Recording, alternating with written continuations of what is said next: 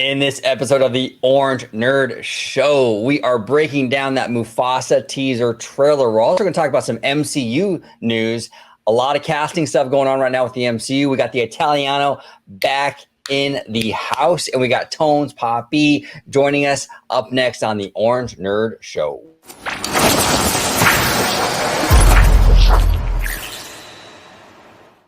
Welcome aboard, everybody, to another episode of the Orange Nerd Show, where we talk about everything except the theme park. So here on Orange Nerd, we talk about Marvel, Star Wars, studio, music, all that good stuff. So that's what we do here. No theme park stuff. But before we dive into our topics, I'm going to go ahead and introduce the Italiana. You are back, looking a little more tan over here. You know? Yes, I got that California tan going on. It's glad to be back. I mean, I enjoyed actually being at Disneyland and hanging out with UOG and a lot of other friends through the channel physically. But I have to say, I did miss recording. I know I did a few of them on location. Where there's some technical issues, you know, with the Wi-Fi. We all know how Disney is with their Wi-Fi, and but it was still a good show. But I'm definitely glad to be back in the original OG55 studio. Absolutely. We're over here. We got pretty red, bro. We're team no sunscreen over here, right? Yeah. Let's go, baby. Let's go. If you can let everybody home know where they can find you on social media, George. Absolutely. You can find me on X, formerly known as Twitter, at Disney George. You could also find me on Instagram under the Disney Italiano. And of course, you'll find me here on my home base at Orange Grove 55 with Citrus Corner with all that sweet, juicy, but sometimes sticky Disney news and info. There we go, Mr. Sticky Icky. And we got Tones Poppy back in the house. Tones and I did a great video with Made in 93. We reacted to a bunch of K-pop music videos. Really good show. Really fun time, Tones. Yeah, I had a great time. Like I said in the video, it was definitely a different kind of music that I wasn't really into, but listening to what we listened to, it's a whole different. It's not even what I expected. It was so different. But yeah, it was a great episode. Thanks for having me again. No, absolutely, and thank you for bringing Kokona to my attention, because I've been listening to her stuff, man. She is she is fire. I mean, don't get me wrong. I'm starting to really enjoy the music, but I mean, for the most part, I mean, with those kind of music videos, who's really listening to the music? George is there for the aesthetics, right? Oh yeah. Tones, if you can let everybody home know where they can find you on social media, sir. Yes, sir. You guys can find me on social media, Tones_TV on all platforms. Follow the podcast that Candy Camper and I do, Bad Thoughts Podcast. And thank you guys for getting me to 300 subscribers on my Bad Thoughts Studios channel. I've been having a lot of fun. Thanks to these two gentlemen, of course. You guys have been on a lot of my episodes, and I've had a lot of fun doing that. So if you guys are interested in TV shows and movie and trailer reactions and stuff like that, Bad Thoughts Studios on YouTube. Yes, and I'll be linking that in the description down below. If you haven't subscribed, make sure you subscribe. He talks on Bad Thought Studio. They talk a lot about, like the studio stuff, like Marvel. They do Star Wars, a lot of Game of Thrones. Definitely check that out. I'll probably be joining them back soon, but we're just waiting for another Godzilla trailer. Hey, did you get to watch the movie at all? No, not yet. I do want to see it though. Like my schedule has been like so wrapped up, but I definitely want to see it. I'll say this: it was a decent movie. It was decent. Okay. Yeah. Okay. Kind of mid vibes. Did you see -1? Unfortunately, no, because I'm really slow on that. But I heard it was so amazing that I have to watch it, and I just haven't got to yet. I'm curious because being that you would see both of them, like in comparison, like which one is the top king? When I do, have you seen it? No. When I do, well, I'd love to do an episode on that, because it's a huge difference. Supposedly, it's a huge difference between what we saw and then -1. So okay, yeah. -1 is supposedly spectacular. I haven't heard a single bad thing about that movie. Yeah, me neither. So it should be good. All right, guys, let's go ahead and react to this MUFASA. This is just a teaser trailer. This is actually a prequel to The Lion King. This is the story about MUFASA. So kind of interesting. Wait, so is this live action? Live action. Yeah. It's in the same style as the Lion King live action from 2019. So basically, what I believe that I'm understanding, because they also made the announcement that Danny Glover and Beyonce are going to reprise their roles as adult Simba and Nala, which tells me, and then Beyonce's daughter is going to play young Kiara. So basically what it is it's partial of it is the sequel after the original events of The Lion King, but before the events of Lion King 2, Simba's Pride. But while it is going on before Lion King 2, they go back even further into the past to talk about the origins of Simba's dad, Mufasa, and how he became king. I wonder how they're going to. Well, we'll watch the teaser. I haven't seen it yet either, so I'm not sure what they're going to bring us. But it's possible that maybe Simba and Nala are telling their children about Mufasa, and that's how they kind of. Okay. I'm kind of thinking that might be how they kind of approach this. We'll see though. Let's check it out. It should be interesting. Yes, sir.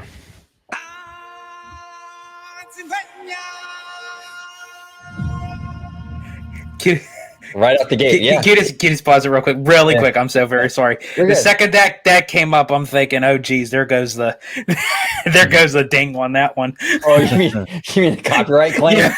Oh yeah, dude. No, for sure, absolutely, absolutely. It just cracked me up. This story begins far beyond the mountains and the shadows. Okay, it's Rafiki. Okay. Yeah. On the other side of the light. Wow. A lion was born without a drop of nobility in his blood. A lion who would change our lives forever. MUFASA. Wow. Oh, very thank you. The earth will shake. Destiny awaits you.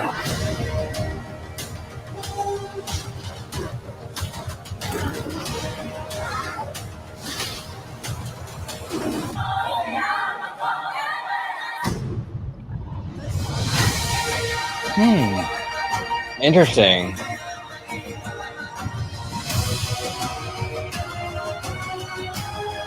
Seth Rogen. Ooh. Wow. Rewind that real quick, just to the names. Yeah, absolutely. Actually, hold on one sec. There we go. So this Seth Rogen, Donald Glover. I'm a huge Donald Glover fan. I love that guy. Go to that one too. Did you? Blue Ivy. You know who Blue Ivy Carter is? The daughter of Jay-Z and Beyonce. Yeah. She's gonna play young. I believe she's gonna play young Kiara. Wow, I wasn't expecting that. So this is interesting, right? What are your thoughts, Tones? How are you feeling on this one? I mean, Lion King is probably one of my favorite Disney movies. So I mean, I love Lion King. It's going to be very different because of how we're going to see, Mufasa and what became of him. I'm just confused on like how they're going to go about it. Like, because we see him as a young pup, and then I'm assuming this is him here, a little bit older, and then we'll see him with the full, the full mane on him. But I'm not sure how this is going to go. I mean, they didn't say anything about the storyline. I mean, we kind of see what direction they're going to go in a little bit, but not too much. But it's a teaser trailer. We're not expecting a whole different. So from what I know, again, things can change, during production and what have you. But during the last D23 Expo, the one I was actually able to get into, they showed us a little sneak preview of Mufasa, and it actually started out where supposedly Rafiki, Timon, and Pumbaa are telling the story. Oh, that's interesting. Okay. So they showed us a little snippet of them kind of like talking about the introduction, like of how Mufasa grew up and became king and what have you, which I think is very interesting because, believe it or not, this I am more intrigued about than the actual live action original Lion King, because it felt like to me it was just a playback of the 1994 animated film. This is something original. And honestly, a storyline that I think we all have been asking ourselves, just like, how did Mufasa become king of the Pride Lands? Like, where did he come from? And the original backstory was that he was not born into royalty. So I thought it was very interesting, and maybe we could even learn a thing or two about Scar as well. Yep, that's exactly where my head was going. Is Scar? I just hope what's his name? The dude who played Mufasa's voice. James Earl Jones. Yeah, James Earl Jones. I hope once we see him a little bit older, I'm assuming in this movie, because it showed a young Mufasa and older Mufasa. I hope they stick with him. Absolutely. Yeah, no, absolutely. Yeah, this is interesting because, the live action remakes that's been the issue for me with a lot of these. They're the remakes, I've already seen these movies. I don't really necessarily need to see a remake, but this is cool because it brings a whole nother story to the equation. Like, now I'm interested. Now we don't know how this is going to turn out. We don't know. Well, we know how it's going to turn out, I guess, because it's a prequel. But I mean, this particular movie, we don't know what the events are going to be with this, right? And that's what makes this a lot like what you guys were saying, a lot more intriguing than that first movie. I also think, and I can't pinpoint exactly why, this one looks more visually appealing for some reason. The other, I agree. Right. And I don't know what it is about it. Maybe it's just the better technology over the past, what has it been, like 5 years now? But this one looks better. And hopefully they've gotten better with the expressions on the faces. Because I think that was one of the big issues with the first one, where the animals didn't really have very much expression. Go ahead, George. I'm sorry. No, you're fine, bro.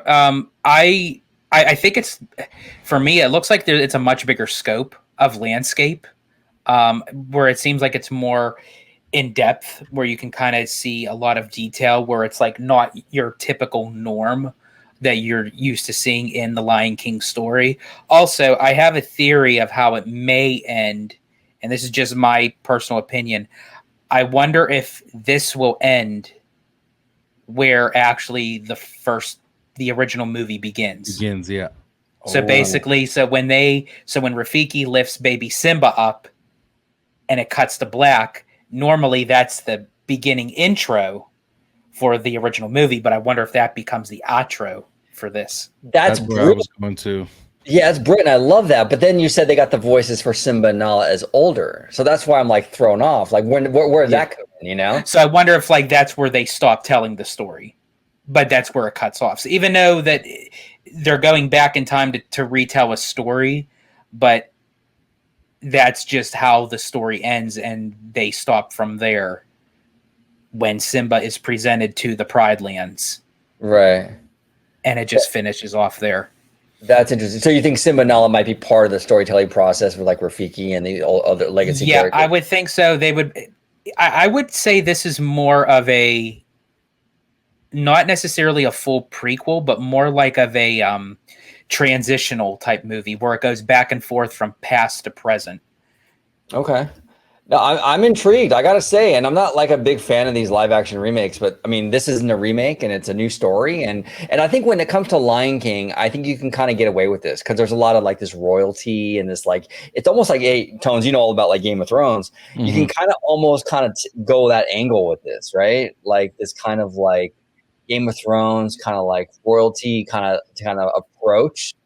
And I'm kind of curious to see how they handle that because there's potential here if they want to go that route. You know what I'm saying? Oh yeah, and it's also confusing to me because how huge Lion King was, that they're just not coming out with something like this. Right. Like 1993 was the very first one, and then 2019 was the live action one, which technically wasn't like a sequel or prequel, but they're just now coming out with a story for Mufasa, which is mind-boggling to me because of how much success this movie's had over the years. I don't know. That's just me though.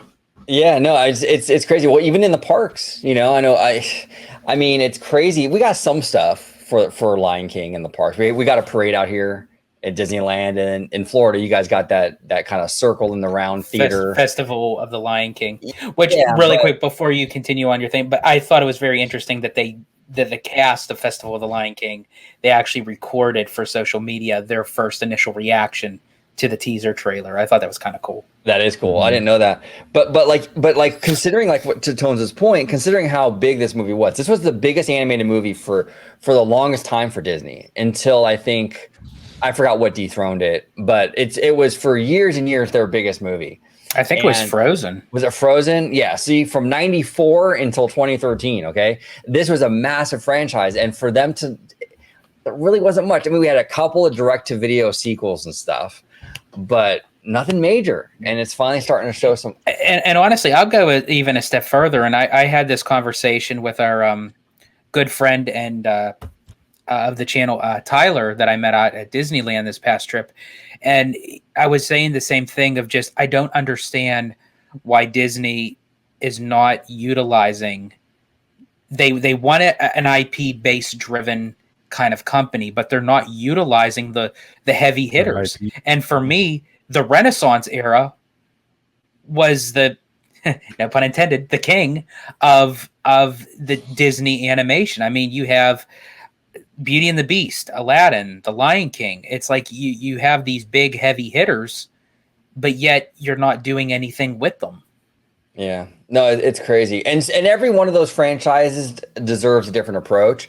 Like Lion King, I don't necessarily mind them tapping into like Mufasa's story and stuff like that because of the royalty kind of bloodlines. You can get into some interesting territory there.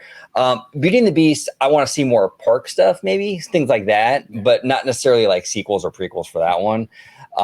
So it just depends on each one. But you're right, they haven't really tapped into those Renaissance era movies, and it was even like that with Michael Eisner. I mean, yeah. Nothing, even under Eisner, it was all the Pixar stuff that got all the love. And honestly, even when it comes down to the Little Mermaid, I know we have the Little Mermaid attraction at both Magic Kingdom and DCA, but to be honest, I mean, I'm just gonna, you know me, I go balls to the wall. Ariel looks like shit. Yeah, she looks like a deranged Tiffany from The Bride of Chucky. That literally her head doesn't match her body. It's like it's all misproportioned, and it's like, and then you go over to Tokyo Disney, and they have a whole indoor Little Mermaid kind of mini land with multiple attractions. And if you haven't seen the inside of that thing looks phenomenal. Yeah. Like that's paying good tribute to. And as I said, I'm not knocking the the Little Mermaid attraction. I love that movie. I love that attraction, but I mean, it's been needing some love for quite some time now. Yeah. No, absolutely. So yeah, it's interesting. They're finally tapping into some of these. Now it's risky. It is risky because you're tapping into something that people have a deep fondness for. These movies, a lot of kids people our age that grew up on these films and stuff, but we'll see. But Tones, was this enough to get you into theaters to see this one? That's a great question. I would have to see more. It takes a lot for me to go to a movie. Like going to a movies nowadays, it sucks to say, but it's harder and harder to go. Just because you go watch a movie and you just get so bummed out because it wasn't what you expect, especially coming from Marvel, Disney. Like I'm not saying they put out nothing but trash, but you get those heavy hitters, those big Marvel, you get these huge names, and then you go see it, and it's like, what the fuck did I just watch? Well, and it's the most expensive it's ever been now to go to these theaters, right? Exactly. It's an arm and a leg, and then you go, and then the movie's not good. It's like, geez, But I like Lion King, so you never know. The actual trailer might make me want to go. I would love to go, and that's the thing. I would love to go to the movies and enjoy a movie. Like that's the plan. That's the hope. But unfortunately, we haven't got that over the last couple of years. But you never know. You never know. You never know, and that's a great point, Tones, because it is like especially with Disney and like Marvel and stuff like that, and even Star Wars, like they have under-delivered the past few years. They have. I mean, Marvel has been really messing up lately with their stuff, and they're going to get back on track. I trust Feige, I really do. But Star Wars too, Rise of Skywalker, the way that whole sequel trilogy was handled was really bungled, really kind of a mess. I liked all three movies, but they didn't go together as a cohesive trilogy. So they got to get back on this. They got to build trust back, especially now more than ever, because like you were saying, Tones, it's an inconvenience going to the theater now, especially since we have all these options at home with streaming and things like that. We have content at our fingertips, and it's never been more expensive to go to the movie theater. So they really have to sell you on this. And if they're creating mid content or even bad content, what's the incentive to go to the theater? Like, why even buy, you know what I'm saying? So, and one more thing I'll say about this is, and it's more of a question for you two, is do you think it's a bigger risk that they're doing a live action version of a prequel to a animated series or animated movie, or do you think that they should have gone an animated route rather than a live action? That's actually a good question. I mean, I will say it is very risky because one, you're taking an original, you're turning it into a prequel that was not even made a prequel before, even in an animated stature. So you're basically having an original prequel to a classic animated film.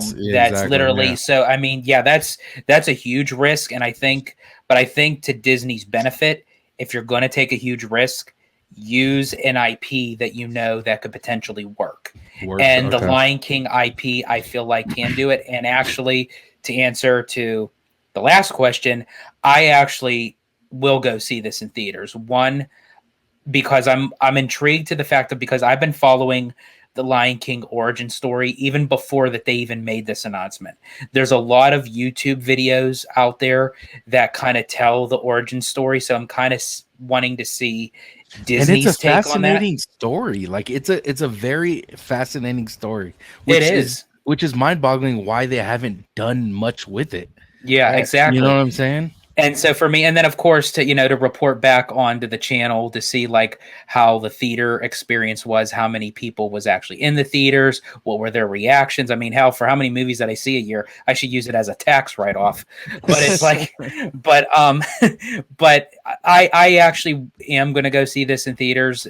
I think it's just more so, will it deliver one way or the other? And I think if it does, especially, as I said, coming from an original prequel to a classic, inspired by a classic animated film that came out 30 years ago, I think if this does success into Disney's favor, this could potentially start bringing the Lion King more into the spotlight when it comes to utilizing it more into the company, including the parks. It's a great franchise. Absolutely. Real quick, before we move on to our next topic, I want to ask you, Tones, Lin-Manuel is doing the music for this. What are your thoughts on that? That worries me.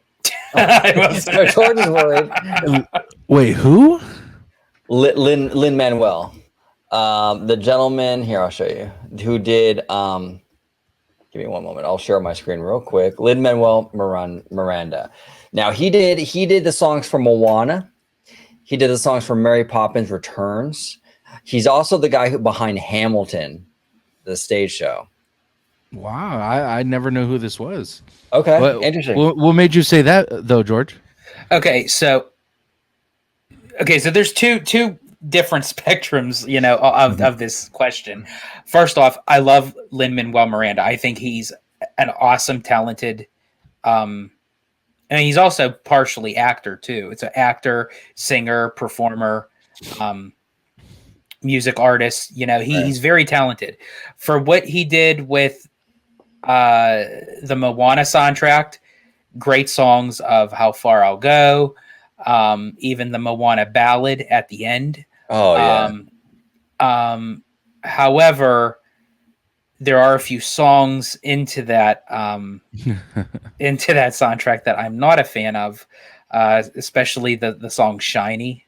I'm not a fan of that song. I cringe every time I hear it. He's very hit and miss for me. He's hit and miss. See, that's my thing. And when you take a franchise like The Lion King, when you have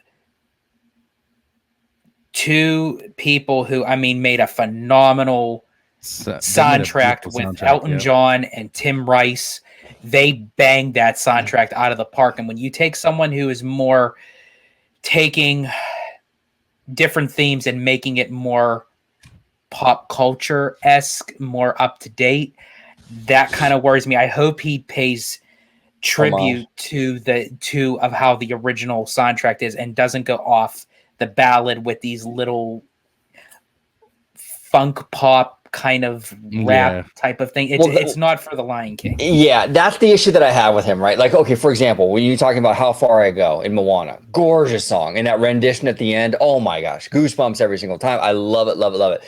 Mary Poppins Returns, a lot of the music in that was very good and felt very classical. It felt like I wouldn't say it's as good as the original movie's music, because you can't ever top the Sherman brothers, you know what I'm saying? But I think Manuel did as good as he possibly could have done, considering what he had to do, you know? But then there's things that he sprinkles in that I don't like with certain stuff. Like even in Moana with the little rap segments that he throws in there where they're like, I love rap. I'm a huge rap fan. I mean, outside of Disney, that's my preference of music. I like hip hop, you know, but it's like, I don't want it like in my Disney musicals though. You know what I'm saying? Like, you know, I like ketchup, I like ice cream, I don't want them together, you know? So it's kind of like that. So that's a great way to put it. Right. So that's what I'm worried about. I'm worried I'm kind of on the same page as you, George, where it's like, I don't want him to get like trendy with this. Like stick to the feeling of the original, make the original songs. Absolutely. But stick to the feeling and the tone of the original. Yeah. Don't get into this, like kind of like this, like hip hop stuff.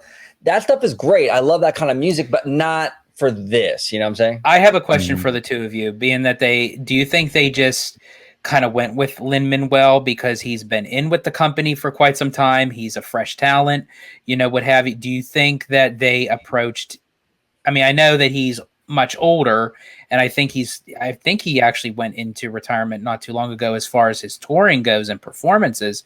But do you think that they asked Elton John if he wanted to have a part in this? They might have, but I mean, when it comes to music, in my, I don't want to say expertise because I'm not an expert at all, but in my experience from what I've heard about like soundtracks, it's you call someone when it's their certain style of music that they are used to playing. So I'm assuming that the style of music that Lynn's done, I'm assuming it's going to be kind of similar to what they're going to be putting out for this Lion King. I could be wrong, but that's what worries me. Yeah. Exactly of what you said. Is the style of the soundtrack of who they're getting going to reflect on the music throughout the movie? And honestly, sometimes you could have a great story, you could have a great cast, you could have great characters, but if you have shitty music, it can kill the whole picture. Well, in a musical especially. I mean, what are you without the music in a musical? And this is the thing too with Lin-Manuel, is sometimes he really does surprise me in a good way. Like I went into Mary Poppins Returns going, oh my gosh, this guy's gonna do Mary Poppins with the rap stuff. How is that gonna work? You know? And he did it. He crushed it. That soundtrack is amazing. I love it. I absolutely loved it. And it feels very classical Disney. He did it. He absolutely did it. But then he throws in like with the Moana stuff, like you were saying, George, and things here and there, and even the new song for the Little Mermaid, the scuttlebutt thing. You know. So I'm just like, okay, we'll see. We'll see. My prediction with this soundtrack is he's going to have some bangers in there that are going to be absolutely incredible. And there's going to be one scuttlebutt in there. I guarantee it. There's going to be some scuttlebutt, rap thing in there. I'm sure of it. That's his style. You can't escape it. You know what I'm saying? So hopefully he just produces more good than bad. Go ahead, Tones. No, and to top this off with the whole music part and the soundtrack and musical in general, he has some huge shoes to fill in this one, because Lion King is the highest musical of all time, like the best musical of all time. Like it's been I think it's made the most revenue out of any musical ever. Oh, you mean like the Broadway show and stuff? Yeah. See, and that's what I'm saying, because even at that moment, Elton John actually had a part of that during the conception of that Broadway show. So it's like it kind of ties back to, it's like, okay, he did the movie soundtrack, he had a touch upon the Broadway musical. The Lion King, and correct me if I'm wrong, as you were saying, Tones, I think that the Lion King has been, it's been the most successful Broadway show, I think, really ever. I don't think anything like it's record shattering ticket sales. You know, it's still going on. it's still very popular. I hope, because I remember with Mary Poppins, they brought Richard Sherman on as a consultant for that movie. If I hope they bring Elton John in as a consultant at least, where they can he can kind of bounce ideas and suggestions off of Lin-Manuel. Not that Lin-Manuel, I don't want to downplay him like he's not a talented guy, but I do think there should be a little bit of some cohesiveness here with the styles of music. So you need the guy who did it before to kind of help you, I think, Yeah. So and it's like in the same notion. It's like if I was an actor, put me in a raunchy comedy, that's my shtick. That's my style. Don't put me in... live a raunchy comedy, dude. Don't, Yes. But yeah, you'd be perfect.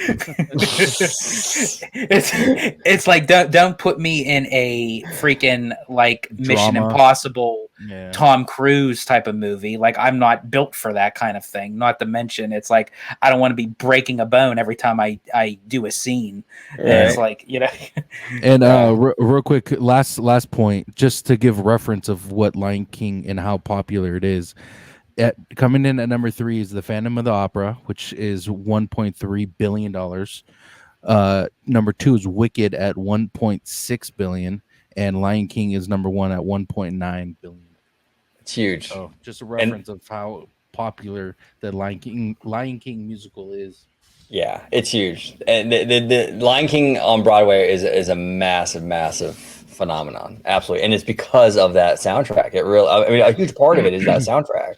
Yeah. But we got more stories, boys. We got another one coming from the MCU. Well, this is a rumor. This is actually a rumor. An original Avengers actor will return in Secret Wars. Now, this is a rumor. It says here the Avengers Secret Wars cast is rumored to have added an actor from the original team lineup, possibly expanding the team's film's roster. It says here Chris Evans is rumored to return as Captain America in Avengers Secret Wars, sparking speculation and excitement among fans. Secret Wars is rumored to feature actors from Marvel movies predating the MCU, creating a multiverse connection. Now, they're going to say here that some fans are concerned that bringing back the original Avengers cast could diminish the impact of Endgame, while others are eager for their return. See, this is the kind of the predicament that Disney's in, right? Because people want these characters, they love these characters, but Marvel ended this whole thing. Their story's really in a nice little bow with Endgame. So now you bring them back. And it makes that movie almost in vain, so to speak. Kind of, and then you start to mess with that whole thing, and then it diminishes that movie now if you don't do it right. When it's funny how it mentions about kind of like a multiverse connection, where even prior to hearing this rumored news, that the speculation that even Robert Downey Jr. would be down to come back for Iron Man if asked. And I think it's funny how they utilize multiverse connection, which means, tying that into him, because again, his character is dead, so it's like, well, how can we bring him back? Well, with a multiverse connection, so to speak. So it's one of those things where I feel like in one way it would be cool to have them back, but at the same time, I actually agree with the side that I feel like that the reason why Endgame had such an impact in cinema as a film as a whole is how it ended. And it's one of those things that's like when you have it at the top, they always say you can't go any further than the top, just drop all the way down to the bottom. And I feel like by them kind of doing this is a little bit of a cop-out just to kind of get Marvel fans back in the good graces of the studio. And I feel like if you do that, you're constantly relying on that original cast, where you should be focusing on a new route, new material. And I feel like that route should be Deadpool, X-Men, Fantastic Four. What do you think, Tons? I agree and disagree with you, George. You were right with the first part. I agree about they should have go all in on a new route as far as the Avengers or Marvel in general, but as far as getting Iron Man and Captain America were probably my two favorite Avengers, and boom, they were gone in one movie. Now seeing them back would would be really not only nostalgic, but it would be fun to see the original Avengers back in form again. Like, it was one of the most iconic movie experiences in my life, was going to watch Endgame and seeing that whole scene. And I would love to see them back in action, but at the same time, like I said, you're right as far as going to going all in on a different direction. But they had that chance once Endgame ended. They had their chance of going a different direction, and they completely botched it.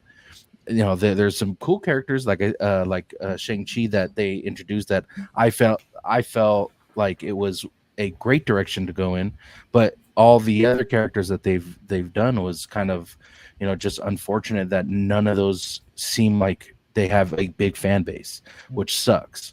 Do you feel like Endgame came too soon? Like, No, keep the storyline, keep the characters, keep the cast, but do you think that they did Endgame too soon, kind of relying that all these other movies after it would do just as well, not really knowing what was going to be ahead of them? And it's like, oh shit, maybe we rushed it a little bit too fast. No, I don't think it was too soon. I think that they introduced new characters too soon.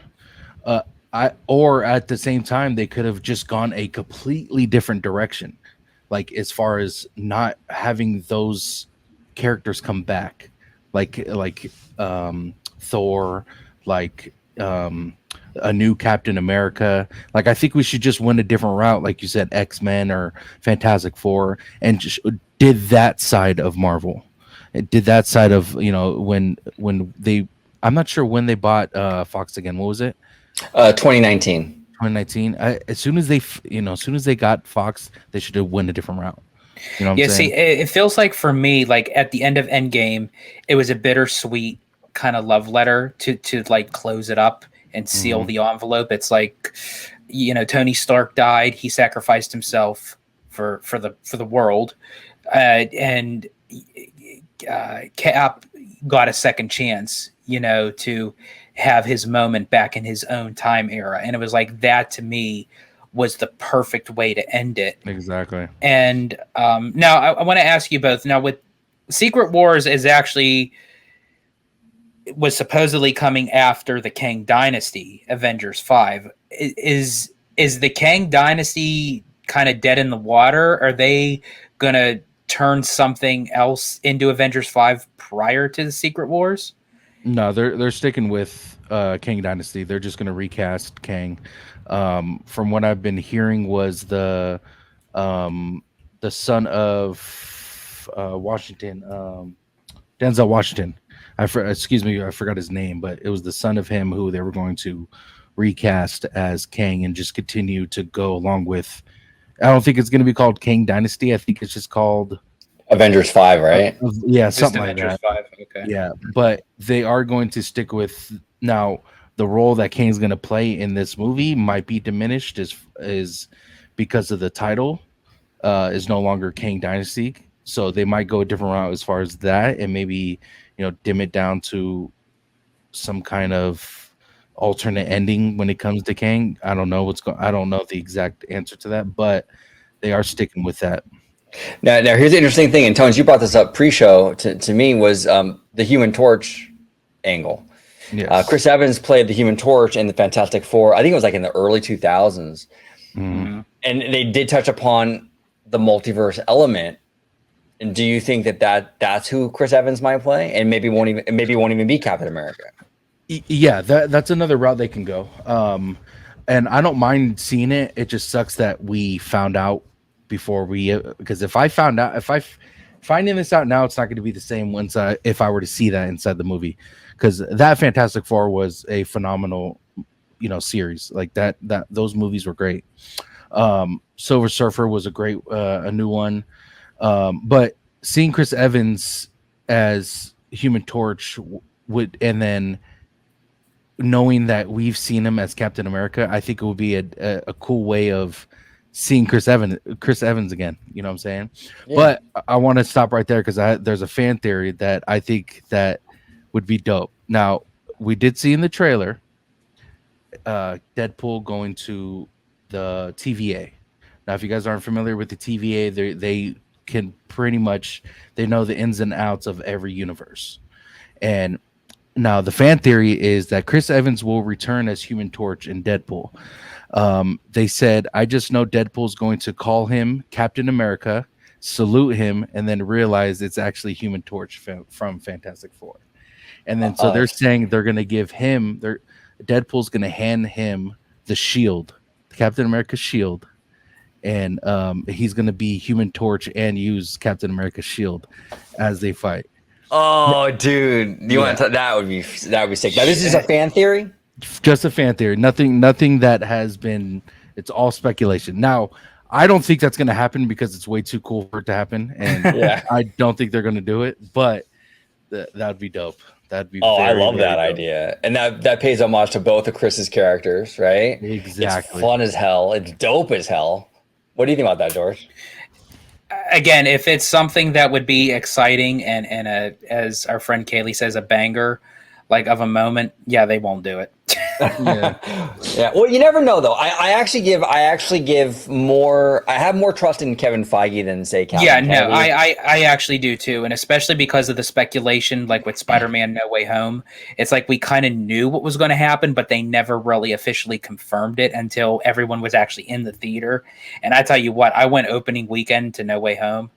Oh my gosh, when Garfield and Maguire showed up on screen, I kid you not, people were standing up on the chairs, rooting and hollering and clapping, and it was like that to me was like the glory days of going to the theater. The all American too. Endgame was I mean, I remember Endgame like it was a big part of my life. Going to the movie theaters and watching this movie, like when everyone was he was like to your left and T'Challa comes out, like it gives me chills just talking about it. You know? What I'm saying? Me too. I just got goosebumps, dude. And, that part and hearing the fans and everyone scream, like we were so used to watching stuff like that, and we get She-Hulk. I mean, it's just, but anyway. But yeah, I do hope that he can pull something like that off, because if he pulls that off and he gives Human Torch Captain America's shield, it's going to be something the most iconic in recent time, or the last 5 years. Now, with me being gone, I can't recall everything that you guys did during my absence. But OG, did you guys watch the trailer on this channel? Deadpool and Wolverine. We did, with Tones and Jay Shear. Cool. Okay, so with that trailer, I wanted to get your guys' thoughts on it, because I thought it was pretty bold for Disney to kind of showcase the R-rated aspect of the movie in the trailer itself. You know, like when they say a movie is R-rated, but when you just kind of watch the trailer, it's like, I wonder what makes this R-rated, because it's not really showcasing. No, they showcase what makes this R-rated. And honestly, I applaud Disney for that, because then that's them coming out of the gate saying, you know what? We're not sugarcoating this movie. We're keeping Deadpool as Deadpool within his storyline. And I actually thought I think that boosts the energy level for the anticipation for this movie even more. But I wanted to get your guys, even though you guys probably already touched upon it, but I wanted to ask you guys.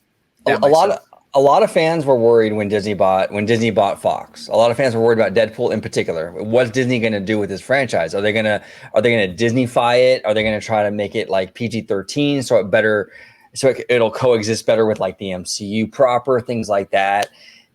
They didn't do that. The trailer was an absolute R-rated movie. I even joked with this guy when we were reacting to it. Like, we were only like 30 seconds into the trailer, and the dude dropped like 4 F-bombs. You know what I'm saying? Yeah. Like, it was R-rated. It's in line with the other 2 movies. Absolutely. They didn't sure. So I think that's good. That's the thing too. When Disney buys this stuff, that's why fans get all mad too. Not to digress too much, but fans get all mad.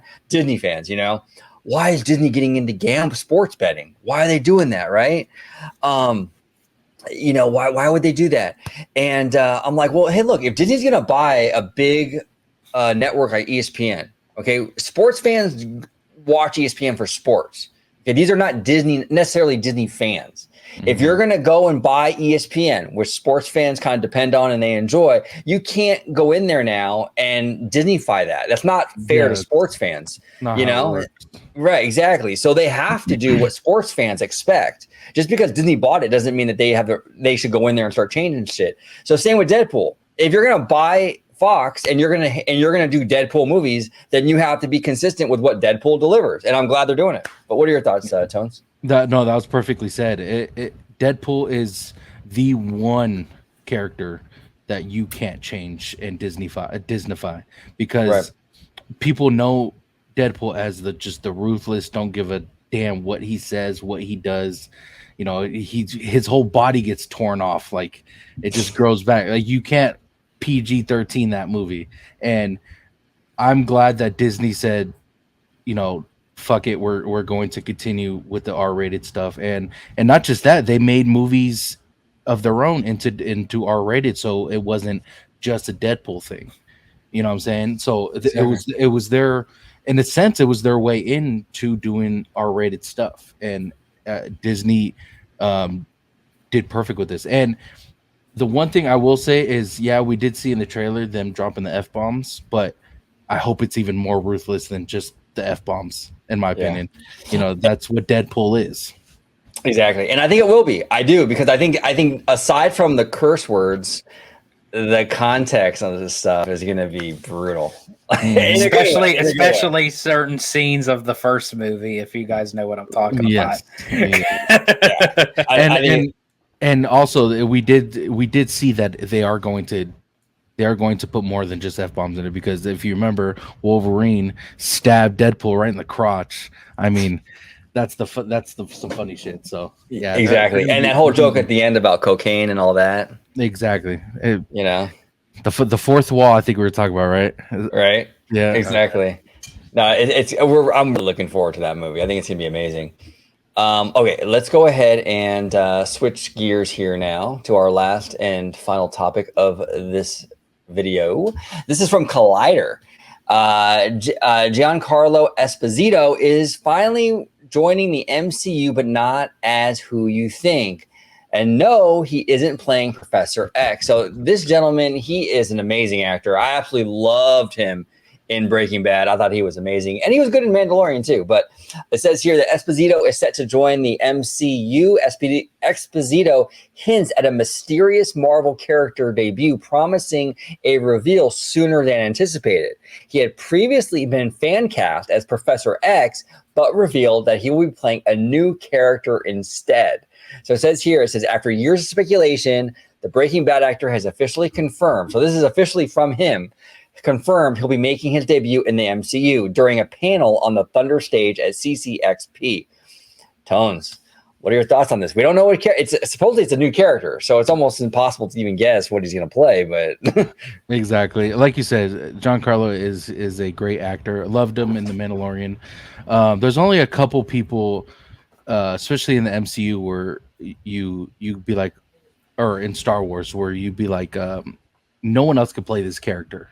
And he played his character just phenomenal. It's just phenomenal. And same thing with his Breaking Bad character. He was great in it. So, you know, I love this news. I love that not only we're going to be introduced to a new character, which, like I said before, could be kind of risky doing a new character, but I have full faith in him pulling this off. And did they say which movie it was going to be in, or what? Good question. Good question. Let me see here. I know they didn't say which character, but did they say anything?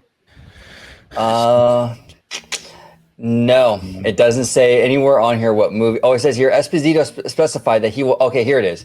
Esposito specified that he will make his first appearance as his original character sooner rather than later. And with Deadpool and Wolverine right around the corner, it's possible. It's impossible to rule out that could be where we see him first. So they're speculating, no official word, but they're speculating Deadpool and Wolverine. Gotcha. Okay. Yeah, the CCXP event, they had one in Brazil last year, and when House of the Dragon, I believe it was last year, when House of the Dragon season 1 came out, they had an event in Brazil, and they did like an interview with Aegon Targaryen's character and Sea Snake's character, and they've put a trailer out like the day after they did their interviews and stuff like that. So CCXP is a really cool event. I don't know if you guys ever checked out the CCXP event, but it was that, I believe that's what they said, it was announced right at the CCXP event. That's correct. Yeah. Okay. Yeah. So yeah, it's for sure then. It's official that he's going to be some character. That's awesome, man. I'm excited. I'm absolutely excited. Like I said, I think he's a phenomenal actor. He doesn't miss. So to join the MCU is a huge plus for the MCU. So we'll see. Now, Todd, I want to ask you real quick too before I go to George. Have you had a chance to see this X-Men 97 show on Disney Plus, the animated one? So I watched the first episode, and then I got caught up with everything else. I've been trying to watch as much TV shows and put out some content as I can. There's been, we did the Fallout, breakdown, which was phenomenal, and we're doing another breakdown. It's just, there's so much going on, but X-Men is the next one on my list. So I've not got a chance to watch the full episodes, just one episode so far. Yeah, I haven't seen any of it yet. I'm planning on binging the whole thing because I've heard a lot of great stuff from social media. I watch I think Josh. Michael was talking about it too. Michael Ebba. Oh yeah. Ebba And was, Tyler absolutely. did too when I was with him at Disneyland. He said X-Men 97 is doing like banger numbers for the streaming service right now. Yeah, for sure. Well, I heard it's amazing. And Den of Nerds was been raving about it and stuff. And he's real honest. Like he'll like if he doesn't like something, he was trashing like a lot of these MCU shows and stuff. But he said the X-Men thing is great. I love how they pay tribute to the original animation style. Yep. It's literally they didn't miss a beat. It's like where the last episode left off is exactly where it picks up, and I love that. And I love how they have the original on there too. It's not just like the newer episodes. It's like they got the whole entire 90s X-Men series. So that I think is awesome, which then, with the success of that, which begs the question, I wonder if they start doing that with other TV shows that may not even be Disney related. Could they potentially do that with the Batman series? Could they, potentially do that with the Spider-Man series? Like, I think that would be really cool if they continue that trend. Yeah. Oh, Batman the animated series, for me, that Batman is the definitive Batman. That show is like amazing. I absolutely love that show. That's back when I really, really enjoyed DC stuff. They've kind of fallen off the wagon of late, but back then they were really just doing amazing things. But George, Giancarlo Esposito, what do you think about him coming in? He's a phenomenal actor. I think honestly, if Disney and Marvel's going to take a risk to create a new character especially for if it is Deadpool and Wolverine for a highly anticipated movie such as that, you have to give it to a seasoned actor who knows what they're doing and that can kind of switch gears and create a character and bring it their own. To what the script has given them, and even then some.